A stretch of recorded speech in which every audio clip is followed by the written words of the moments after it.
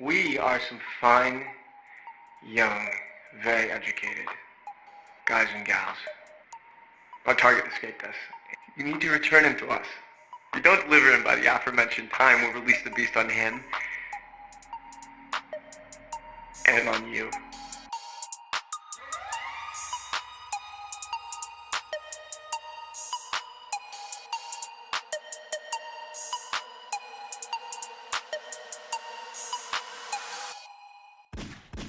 In the Purge universe, America became a dystopian nation. The unemployment rate in 2022 is at 1% and crime was at its all-time low. Violence barely existed, with one exception. The Purge needed to happen annually, like a holiday, on March 21st, once a year. When I saw the trailer for the first time back in 2013, I was intrigued, not by the storyline of the film, but for the design of the mask the people were wearing. It was a light brown mask with a huge smiley face. Those masks reminded me so much of the masks they used for the Strangers movie. To this day, I still find the Strangers movie as a great horror invasion type of film. The second one wasn't my favorite, but at least they tried something new.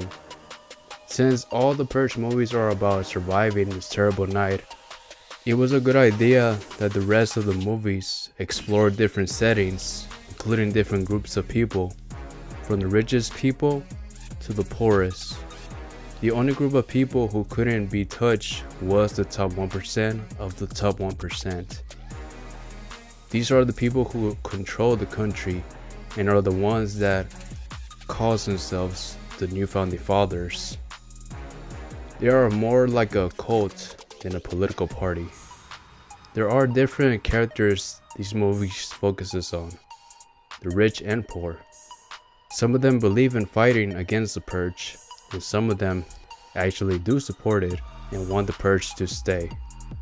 Not only has the Purge influenced America, but other people from different countries around the world come to the US to participate for this one terrible night.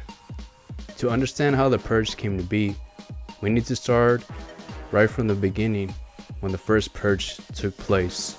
It's the fourth movie in the series, and it explained how the Purge came to be. It all started with unemployment rate rising across the nation. Things got even worse when the stock market came crashing down. The subprime mortgage, which is the type of home loan, was extended massively for people who couldn't afford it. There was also neighborhoods across the nation that were getting dismantled by an opioid epidemic.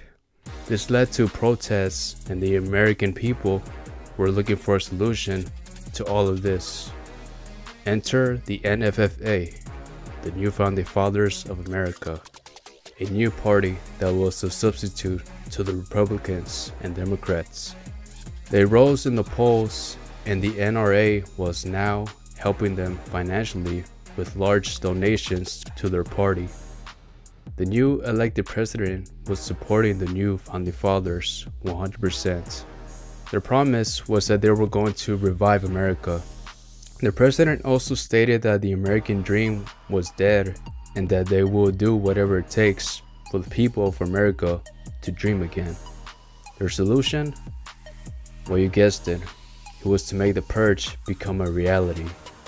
The first controversial experiment didn't take place across America. It only took place in a small location called Staten Island, New York.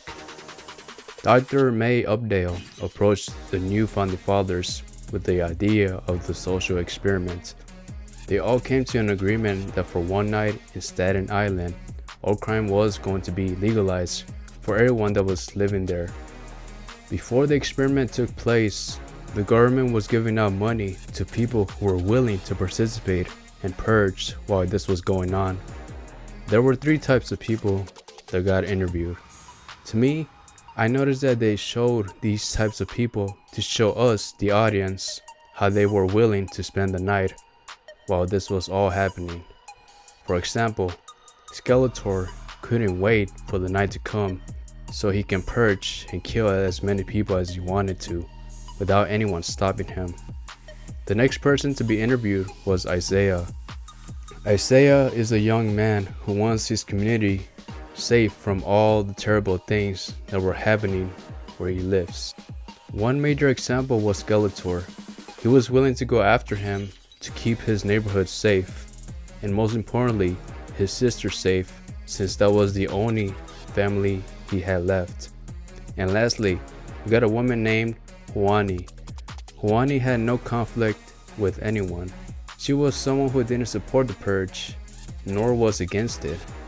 All she really wanted to do was to collect the $5,000 the government were going to give her if she survived the night. Across all 5 movies of the Purge, I see these traits shown in different characters. For example, on the first Purge, when Dimitri learned that there were mercenaries covered in masks who sneaked into Staten Island and disguised themselves as the people who were living in his community, he took a stand against them and was now willing to go to war to protect his community. It's true, mercenaries were hired by the new founding fathers to make it seem like the experiment was actually working. Skeletor was the very first person to kill someone during the experiment. His kill was broadcast around the world for everyone to see. While Skeletor did not survive the night, lots of people who saw the live broadcast and who had similar character traits like him took notice of this and were now willing to do the same as well. This helped put the NFFA on the map, showing the world that the Purge was necessary, that America needed to purge to move forward.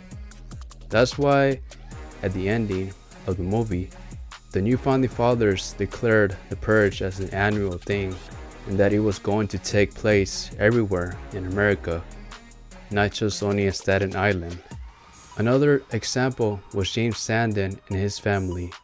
He was a wealthy businessman who lived in a gated community who supported the Purge. The only real reason why he supported the Purge was because he was gaining money from this. He sold alarms that people use, and that's how he got rich, but he never really participated in the Purge. Instead of participating in the Purge, his plan every year is to lock his house down and to keep his family inside with him, safe from all the horrible things that were happening outside. Things didn't go as planned because his son let one man inside their house that was wanted by some people who were purging near where they were staying. Out of all the characters I've mentioned, Senator Charlie Roan was going to be the one to make the Purge go away.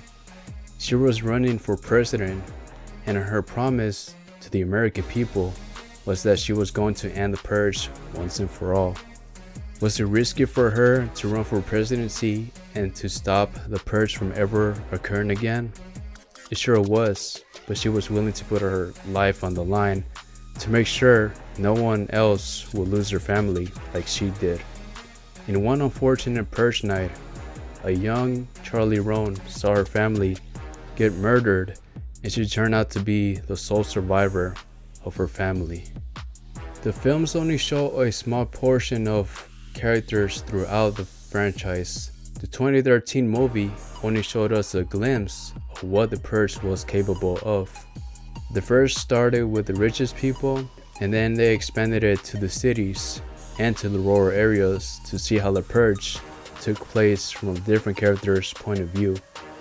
James DeMonaco was the man who came up with the idea for the Purge franchise. He wrote all 5 movies and directed the first 3 movies. In an article written by Mary Beth McAndrews, DeMonaco stated that he never really thought that the Purge franchise was ever going to get the mainstream attention that it got. His script was rejected 50 times from production companies. The main reason was because it was anti-American, he said. Then one day, he showed a man named Jason Blum who read his script, and he immediately liked his script. The production company that took the Purge franchise under its wing was Blumhouse.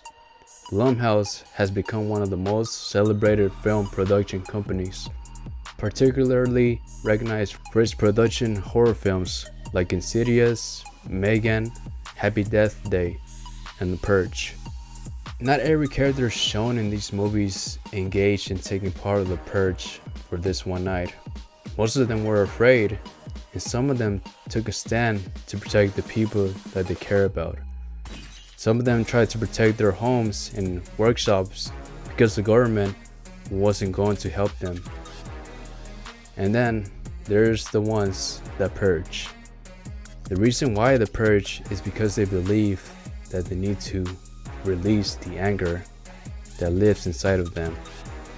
Out of everything I have mentioned, there's one thing that everyone has in common. The Purge changed everyone, and no one was ever going to be the same ever again.